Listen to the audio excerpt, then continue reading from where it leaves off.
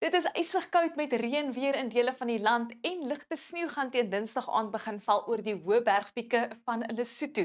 Nou ons verwag niks sneeu in Suid-Afrika nie, maar hierdie is duidelik 'n teken van koue weer wat voorlê as gevolg van 'n afsnylaagweerstelsel wat gly oor die suidoostelike gedeeltes van Suid-Afrika agter hierdie koue front. Dan het ons ook hierdie aanlandige vloei wat koue, vogtige lug inbring, veral vir dele van die Oos-Kaap en KwaZulu-Natal wat swaar reën kan veroorsaak, so hier is die voorspelling.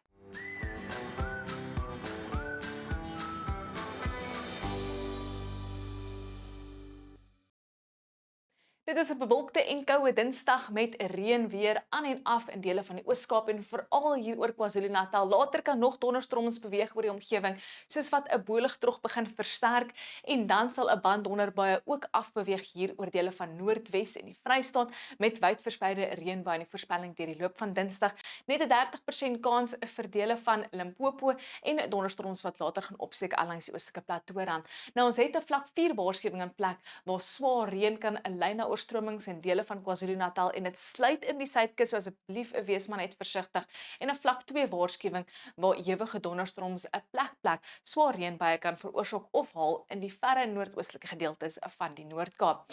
Nou ons weet waar dit gaan bewolk wees hier in die pers en blou skakering as gevolg van daai reën weer in Noordwes, die Vrystaat, KwaZulu-Natal, die Ooskus en ook hier al langs die suidkus, maar sonskyn toestande hier in dele van die Oos-Kaap en die Noord-Kaap, waar die wind later ook bietjie gaan optel en die weerdiens waarsku teen weggolbrande.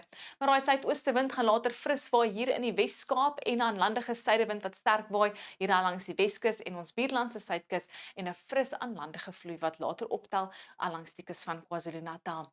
In die noorde van die Wes-Kaap gaan dit 'n lieflike dag wees met 27 in Clan-Willem, maar dit is steeds nog koelerig hier oor die suide en dele van die Boland met mistige toestande aanvanklik in die Oeverberg 21 in Britaarstorm, 22 in Kaapstad met daai suid-suidoostewind wat gaan optel teen die middag.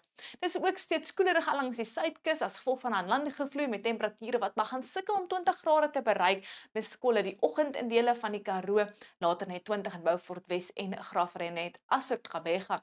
Dis 'n koel tot koue dag in die Oos-Kaap met 'n reën weer in die ooste.